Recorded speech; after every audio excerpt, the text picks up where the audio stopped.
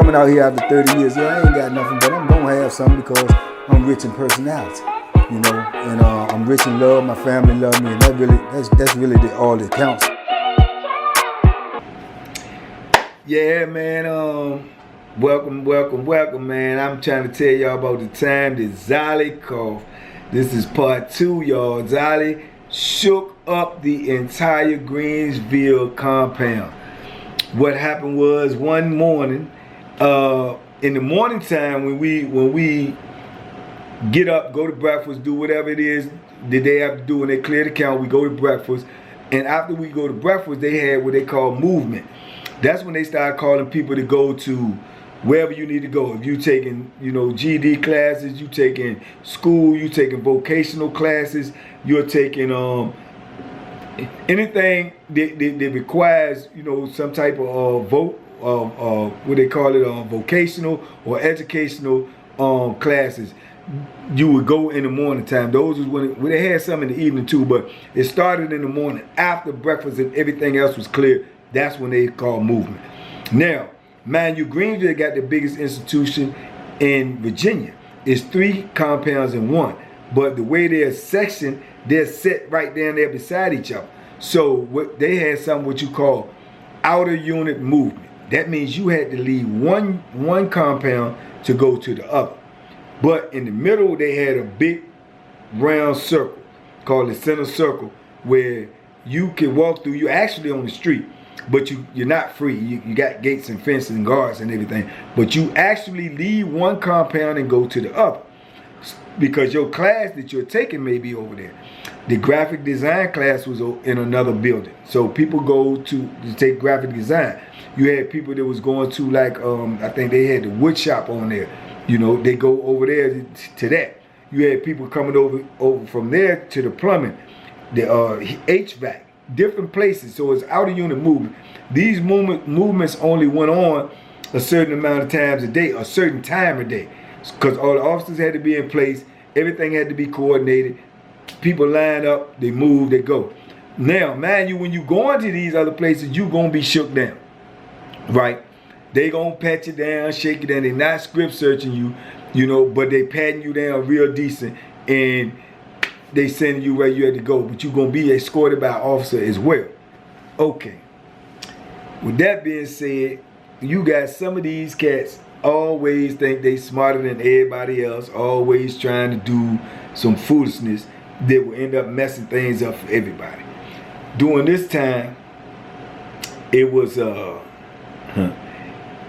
rumored that it was a lot of stuff on the compound, right? And it had supposed to been coming in frequently. So dudes want to brag and they want to show off opposed to just enjoying whatever it is that you got that you may can't get nowhere else. So with that being said, this dude, he has some liquor, right? Real street liquor, like a pint. It's still actually in the bottle that you could buy from out of the liquor store, the ABC store. So it's known that it came off the street. There's no other way it could get in. There's no other way that he can have it. It came straight from the street. So this right here is a problem anyway. You should not even have it in the bottle. Even if you got it, you should have took it out. That way, you can more or less camouflage it, more or less, hide it or whatever. But dudes want to be bragging. Dudes want to show off. This dude not only had a pint of liquor with him, he has written a note saying to his homeboy that's in the other building, that's not in the building that he in. He wrote a note saying, look, man, I'm sending this over here to you. I hope you get this, man. We got it going on over here. You need to move over here, man. We got somebody bringing us in the liquor. We can get this, we can get that, man. You need to be over here. This way is that. He wrote all of this incriminating information in a letter. Straight no-no.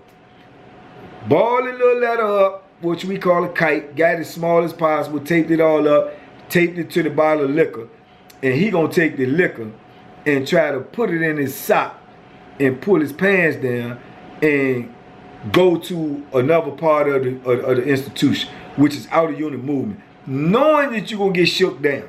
knowing that these people are going to pat you down and go down your leg, but he was hoping that it was an officer that was going to pat him down, that was cool with him and was going to let him get by. Probably would have happened.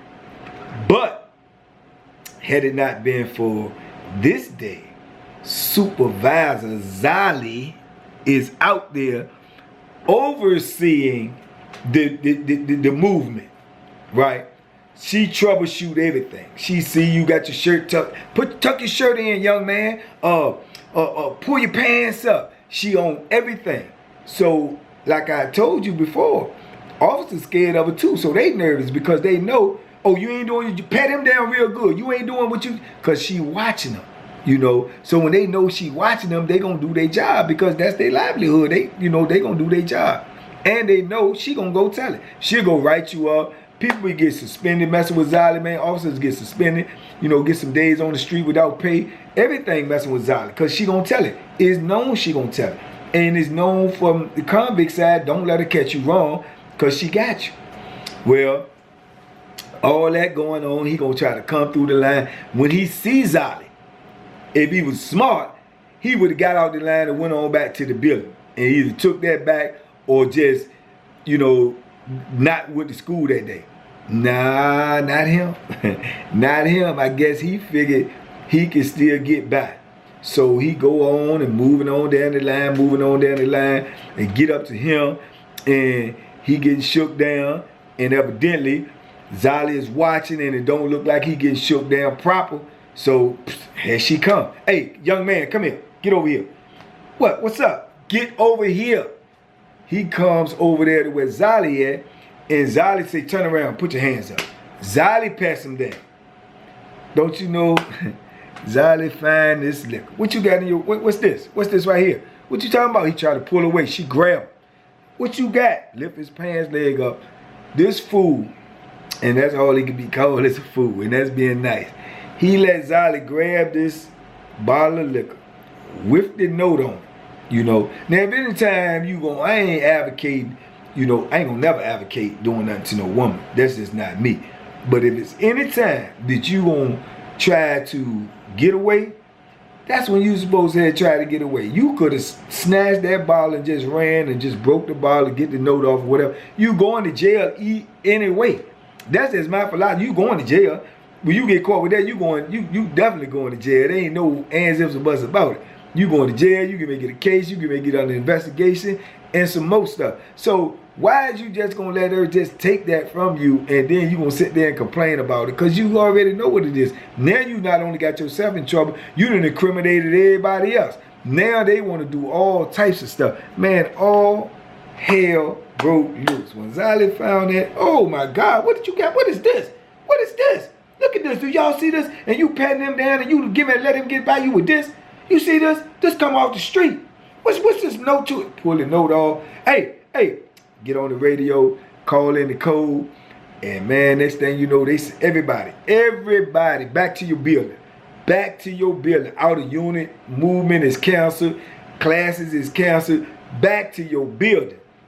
Everybody. So the whole compound now started going back. People that was already in classes had to come back. People that was already out moving had to come back. People that's already going out on the yard, going to the gym, go back. Go back to your building. Everybody back to your building. Zolly called shut the entire compound down. You heard me? I mean, she shut it down. She went up in that watch commander office, showed them that bottle of liquor, read that letter. They trying to decipher now, where did the liquor come from? What dude was it going to? Who is the officer bringing in liquor? And what else is he bringing in? All of this now is the topic of conversation. So, man, the whole compound is in disarray. So, everybody want to know what's going on. It's all because of this one dude in Zolly. You see what I'm saying? So, the camp is crazy. When we on lockdown, we in our cell. It ain't no movement. You ain't coming out for nothing. You ain't coming out to eat. They gonna bring you your food to your cell 3 times a day. The garbage that it is, they gonna bring that to you 3 times a day. You gonna come out for a shower every 3 days if you lucky. every 3 days for 10, 15 minutes in a shower, and then you go back to your cell. And that's it until they finish doing what they're gonna do. Now, if they're gonna come around and do a major shakedown, which they did, that means they're gonna come around to the entire compound, every single cell, and they're going in there and they're going through everything that you have in that cell. Everything. Your letters, your clothes, your pictures, your property, your food, everything. They just straight violating everything that you got. It makes you feel so dehumanized that you have no control over nothing, you know. So this is what goes on during the shakedown. And all of this happened because of Zolly. When Zolly figured that out, they tried to decipher who it was coming from. They was trying to say that it was coming from one particular worker there that was the dude that I was in the class with, the graphic design dude. They thought it was him. So they put him on investigation. The reason why they thought it was him, because that dude was in that class. So they thought it was him. They put that dude on investigation. He had to leave the job. He was getting paid, though. I think he was on paid leave. But man, they had internal affairs come in there. Internal affairs is coming around. They talking to everybody that was in the class. They went shaking down everybody that was in the graphic design class. They went and shook them down. Everybody. They went to their cell first. Now, it's over 1,500 people, if I ain't mistaken, that's on Greensville. They went to everybody who took that class first. Now, that's when all of the ish hit the fan.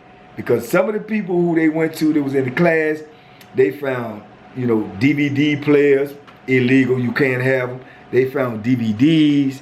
They found a couple of phones. They found all types of magazines. They found some more liquor. So man, it just was a storm, man. It was an ish storm all over the compound, all because of that one incident, that one foolish dude, and all because he tried the wrong one. He tried Zolly. He tried, and everybody know that that's a no-no. If he had that and he seen her, he should have turned around. He should have just turned around and aborted the mission, you know, abandoned ship. All of that. That's what he was supposed to do, but he didn't. Man, that caused so many people so many things. So many people got transferred. The graphic design teacher was not... the good thing about it is, number one, let me tell you something, dude. When that heat hit the fan, and these so-called gangsters and thugs and stuff, man, usually they you know what I'm saying, they start singing like the OJs. Because they don't want to be behind that door. Because they don't want to be locked up. They don't want to be... You locked up anyway. You know what I'm saying? It's all the same, but dudes get so content with that movement that they have that when they can't move, that they feel like that's even like more of a violation. That's more of a confinement. Man, you locked up anyway. It's always been my philosophy. You locked up anyway. But that's how they feel. So they'll tell, man, they'll sneak, they'll write a note and tell, or they'll try to, you know, drop a dime on somebody just so they can get from behind that door, right? And man, that was one of the few times, man, that's nobody, man, out of all the people that was in that dude class, man, and nobody sold them out. Not one person. Not one person. They came and talked to everybody that was in the class, including me, because I just got in the class. So I'm assuming they asked me the same thing that they asked the rest of them. But what they came to me and asked was internal affairs was, did the dude who ran the class, did he ever bring me anything that was outside, you know, from the street? Absolutely not. Did he ever mention about bringing me something? Absolutely not. Did he ever, you ever see him bring anybody else something? Absolutely not. Oh, you ain't got to be scared. You can tell us because we ain't going to do nothing to you, man. We'll even move you. We'll get you off the compound, whatever. Ain't nobody going to know. I said, man, I don't know anything about anything, and I ain't never seen him do nothing but teach the class. That's all I know, you know. So they let me on out there because they could see I ain't had nothing to say. But obviously, no one did, man. No one said anything about the dude. So the dude ended up having to leave that compound, though, but he could not be fired, and he was still getting paid. So he ended up getting picked up on another compound, and he continued to do his, you know, teaching this class or whatnot. But that was one of the few times, man, like I said, nobody took the sucker route and tried to tell on the man or try to sell him out just for their own, you know, better conditions or whatever, you know, because some dudes even to make up a story, you know, people, the lie be worse than the truth. You know, they've been said he doing more than what he was doing. The lie will be worse than the truth. So some people do that, and I'm glad that that didn't happen in that situation. But man, it just was a major joint on that compound. We stayed on lock for probably about a month. You know, the whole compound, because they had to go through every cell. They shipped so many people because of that incident, got transferred. So many people lost their job. The whole class was discontinued until they could get another teacher, which didn't happen for over a year. You know, so all of this went down just because Zolly was Hawkeye and on top of everything. And once she found it, she went and told it. Now, that's an incident right there to change the whole dynamics of the institution. And you would say when you do stuff like that, then maybe, you know, you'll get promoted. Maybe you know, they still ain't promoted. They still ain't promoted. She still was a lieutenant. She still had the same ship. She still did the same job. They didn't promote her. Had there been another lieutenant or sergeant or somebody else that found out that information like that, and all of this stuff transpired behind that information, oh, they would have got promoted. They would have got promoted in less than 5-6 months. They would have moved up to whatever position they was in. They would have went to the next level ASAP, immediately. But not Zolly, because they knew that not only would she do that to them, she would do it to them as well. You know what I'm saying? So they wouldn't move her, man. They would not move her. Zolly had a lot of dynamics to her, man. One time she, I know all y'all out there probably remember Arthur Ashe. This is something, if y'all really want to see a picture of her, if y'all really want to do your research, you know, you might can find this, because I remember seeing it with my own eyes.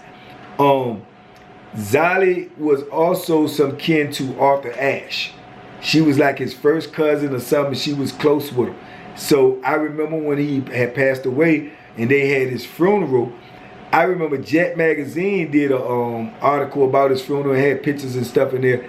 I remember seeing a picture of Zolly in Jet Magazine, and they had mentioned that this was one of his family members that was also a lieutenant in a Virginia correction or something. So you might can look that up and find that about Zolly. You might can see the picture of her. I do remember seeing it in my mind's eye. I remember seeing it, someone showed it to me. But yeah, she was some kin to Arthur Ashe as well. Like I say, man, there's many more stories about Zolly. She was a warrior, man, a female warrior for real. You know, if there was a Wonder Woman in the Virginia DOC, it was definitely her. Cause she a fighter guy, she a rumble, she gonna go to war with you, she gonna go to court on you, she gonna tell on you, she gonna do everything. You know, but they did not want her to advance because they couldn't trust her. I've seen people, like I say, I know wardens that started below Zolly, used to work for Zolly. When you're a lieutenant, you control most of the ship. You are other one's supervisor. You are the sergeant supervisor on that ship. You're the officer supervisor on that ship. So she was above, you know, hundreds of people. I've seen those people that was her, you know, employees that work for her go right past her, and she ended up working for them. They ended up being captains and majors and wards and being, you know, supervisors over her because of her disposition, because of her no nonsense, because of the way she carried it, you know. So yeah, man, she walked to the beat of her own drum, and she didn't care what you think about her. And if you bark at her, she gonna bark back. If you bite, she gonna bite back, and that's just real talk. And I remember, man, I ain't never really had no problems with it because I respected her gangster. You know, I tried to stay out of her way because I ain't want to be no part of what she had going on. You know, so I don't know for sure what happened with her. I do know she retired in the 2000s. I don't know when. I heard, I don't want to say it for true, but I heard someone told me that he had heard that she passed away. But it'd be so many rumors about prison, you know, stuff and people that get out of prison, whatever. So I don't really believe that. I don't know for sure. Sadly, I didn't do my due diligence to check all of that out or find that out yet. But I will try to find out. I just wanted to tell y'all this story because it was on my mind, because I was talking to somebody and her name came up and it just had all of this stuff, you know, in my mind, and I wanted to give it to y'all. and put it down here on camera before I forget it, or before I go on to thinking about other stories or other incidents. I wanted to tell y'all about Zolly, man, the female, you know, warrior in that DOC. And anybody who was in there who know her know that this ain't no capping, this is real talk. Zolly was that woman. You know, you can respect it, you can hate it, you can do whatever you want to do, but it was what it was. And she was who she was. So shout out Zolly, man, you know. And shout out to y'all, man, for rocking with me with these stories, man. I appreciate y'all. We got more of them coming, man. Like I say, man, hit that notification button so you won't miss no videos. And if you ain't subscribed, please hit the subscribe button. Hit the like button if you like these stories so I can know where you coming from. Hit the comments so I can hit you back. I read the comments. People say, oh, you know, I read the comments. If you go down there and look, you'll see I done read it. I didn't even make a comment back or gave you a star if I liked it or whatever. But I appreciate the feedback. I appreciate the love. So y'all keep on rocking with me, man. And I'm going to keep on pushing them out here. And I'll talk to y'all real soon. Peace and love, Team Bank and Pound. Love y'all.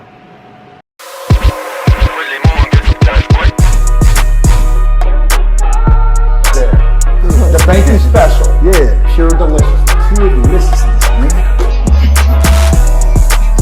My name is Banky, man. Everybody calls me Banky. That's the name that I got from my grandmother when I was young.